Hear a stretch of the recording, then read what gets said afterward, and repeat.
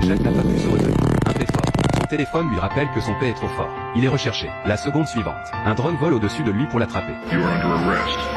Please, put these on. Jacques était si innocent. Je ne peux pas contrôler le niveau sonore de ce truc. You are under arrest. Fly will result in the use of non-lethal force. Jacques n'a pas osé faire plus de bruit. Il était menotté. Puis il a été emmené dans une prison intelligente. En suivant les instructions vocales, Jacques est entré dans sa cellule. Jacques a demandé un avocat pour le défendre. Mais les honoraires de l'avocat étaient de 10 000 $.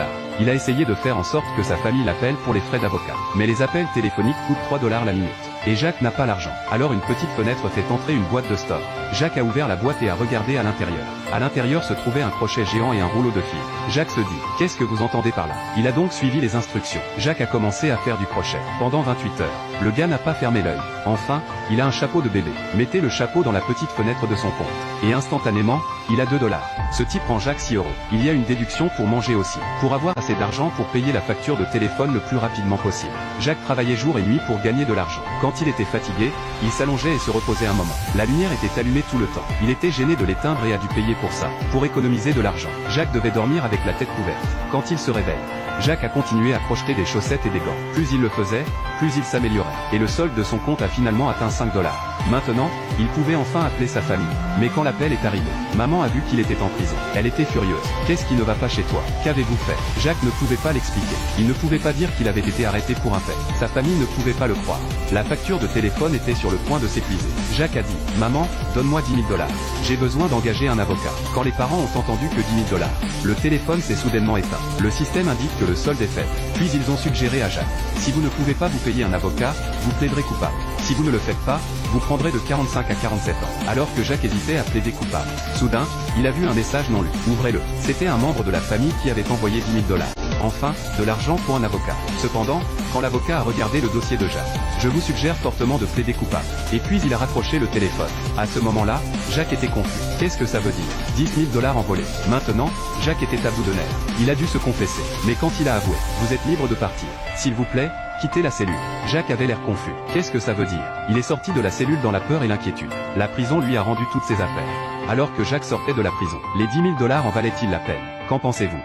Deux hommes se sont rendus dans un magasin de loterie et ont acheté un numéro gagnant de l'édition précédente. Ensuite, ils ont utilisé des pièces de monnaie pour gratter la date sur le stand de loterie afin de la rendre floue. Puis la fille va dans la buanderie pour trouver sa cible, pour voir qui est un bon arnaqueur. Après avoir identifié la femme comme étant la cible, la fille a délibérément jeté le ticket sur le sol. Quand la femme l'a vu, elle l'a appelé en vitesse. Vous avez laissé tomber quelque chose. La fille l'a ramassé et a dit, ce n'est pas le mien. La femme a regardé le ticket de loterie froissé. Quelqu'un a dû le laver par accident. Regardez ce numéro, il ressemble à celui d'hier.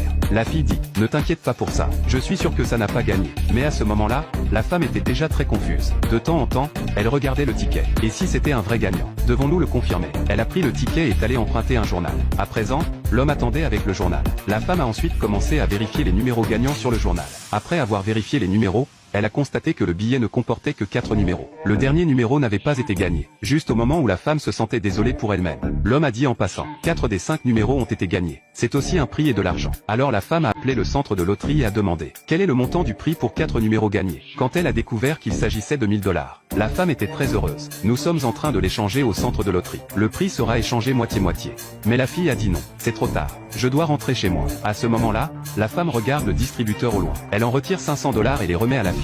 Puis la femme sourit et va encaisser le prix. La fille remonte dans la voiture et demande à l'homme comment il va. L'homme a dit qu'il avait très bien fait. Mais vous devez rendre à la femme son argent. La fille se demande, pourquoi? Il s'avère que l'homme est le père de la fille. En tant que maître de la lutte antifraude, il a promis à sa fille de lui apprendre une arnaque de rue. Mais si vous réussissez, c'est un crime. Suis-je toujours un bon père? En fin de compte, la fille a rendu son argent à la femme. Une femme vient rendre visite à un homme en prison. Les deux ont une conversation agréable. Le temps est écoulé. Ils ont posé le téléphone à contre-cœur. Les deux hommes pressent leurs mains contre la vitre. Puis ils se sont levés, s'embrasser pour se dire au revoir à travers la vitre.